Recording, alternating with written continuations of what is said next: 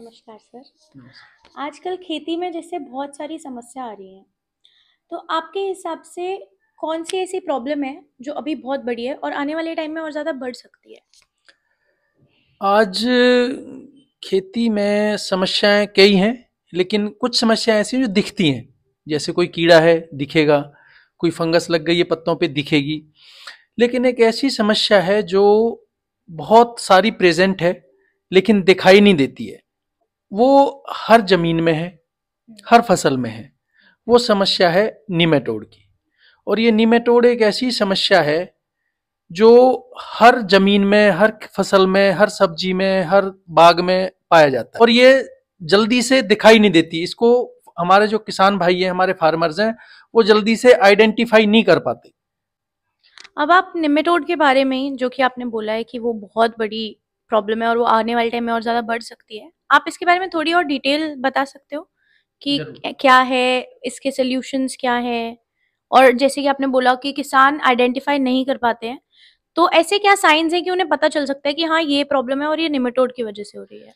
जो निमेटोड है, नॉर्मली फसल में क्या होता है, जब निमेटोड प्रेजेंट होते हैं किसी फसल में, वैसे तो निमेटोड जो एक सूत्रकृमि बोलते हैं, सूत्रकृमि हमारे इंसानों के अंदर भी होते हैं। लेकिन ये जो पौधों के सूत्रकृमि हैं, ये जड़ों की मार्फत पौधे को नुकसान करते हैं।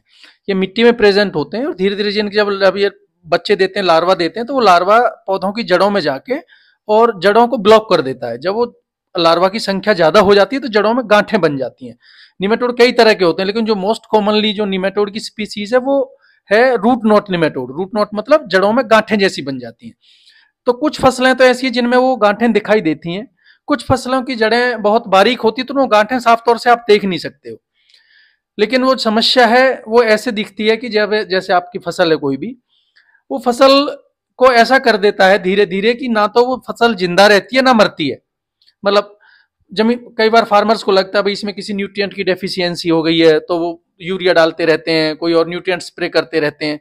लेकिन वो समस्या ऐसा है कि वो जैसे हमने यूरिया डाला या कोई न्यूट्रिएंट स्प्रे किया, तो जैसे इंसानों को ग्लूकोज लगाते हैं तो ग्लूकोज से एकदम बहुत सारी एनर्जी आती है। वैसे ही वो जो ऊपर से हम स्प्रे करते हैं, एक बार पौधे को एनर्जी लगती है, थोड़ा ग्रीनरी में आएगा पौधा, लेकिन दोबारा वो समस्या 2-4 दिन में फिर पहले जैसे ही हो जाएगा पौधा।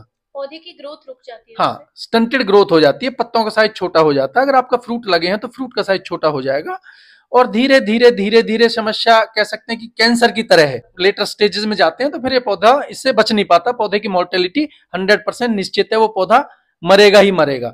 छोटी फसलों में जल्दी मर जाता है, बड़ी फसलें जैसे बाग हैं जिनकी उम्र 25-30 साल है, पेरिनियल जो फसलें हैं, तो उनमें हो सकता है थोड़ा टाइम लगेगा उसको।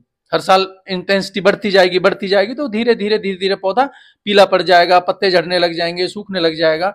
तो ये इस तरह से पहचान सकते हैं आप। आपको जरूर वो गांठें जड़ों में मिलेंगी जिस पौधे में, जो सिम्टम में बता रहा हूँ, जो लक्षण में बता रहा हूँ, वो होंगे तो उनमें निमेटोड मिलेगा ही मिलेगा। अगर बाग के किसी एक पौधे में दिक्कत है, तो क्या ये पॉसिबिलिटी है कि बाकियों में भी फैल जाएगी ये प्रॉब्लम? हाँ, ऐसा होता है, मान लो जमीन में है, जब ये निमेटोड जमीन में होते हैं और कोई भी जब जमीन में कोई कीड़ा आता है वो बढ़ेगा, ठीक है। वो प्रजनन कर रहा है, बच्चे दे रहा है, तो वो बच्चे कहीं ना कहीं मूवमेंट करेंगे। तो धीरे धीरे समस्या पहले 1-2 पौधों में दिखेगी, फिर 4 में दिखेगी, फिर 6 में दिखेगी। तो धीरे धीरे ये जो समस्या है बढ़ती जाती है। ठीक है। अब जैसे आपने बताया कि ये इतनी बड़ी प्रॉब्लम है और इसको आइडेंटिफाई करना भी मुश्किल रहता है। ऐसे क्या कोई इलाज है इसका, कि इसका कोई सॉल्यूशन हो जिससे ये चीज़ ठीक करी जा सके? हाँ, समस्या का समाधान है, लेकिन ऐसा नहीं है कि भी एक चीज कोई परफेक्ट इसको कंट्रोल कर देगी। बहुत सारे कह सकते हैं भी निमेटोड मैनेजमेंट करने वाला काम है। मैनेजमेंट का मतलब आपको उसमें मैकेनिकल मेथड्स भी अपनाने हैं, आपको उसको में केमिकल भी अपनाने हैं, आपको जैविक भी अपनाने हैं। तो सारी चीजें अगर मिलके करेंगे तो निमेटोड को मैनेज किया जा सकता है। अब क्या है कि जैसे गर्मी में जब धूप ज्यादा तेज होती है, जून जुलाई में, मई में, तो उस टाइम पे खेतों की अच्छी जुताई करनी चाहिए, खेत खाली छोड़ देने चाहिए ताकि उनको धूप लगे। इसके लिए कुछ केमिकल्स अवेलेबल होते हैं, कुछ जैविक पदार्थ भी अवेलेबल हैं जिनको ऑर्गेनिक कहते हैं, बायो कहते हैं। जिस तरह सीलोमाइसिस फंगस आता है उसका यूज करते हैं। फिर केमिकल्स में भी अवेलेबिलिटी है।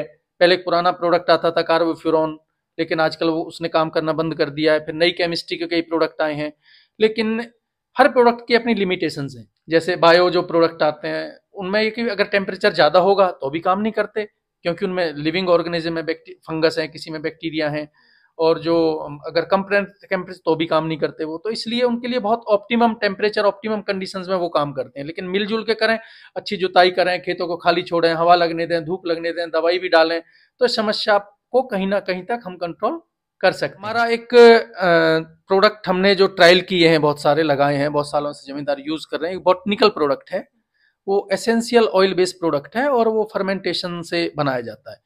वो प्रोडक्ट ऐसा है कि उसके ऊपर कोई गर्मी सर्दी का असर नहीं होता और 100% ऑर्गेनिक प्रोडक्ट है। उस प्रोडक्ट का नाम है एल्गोन योद्धा।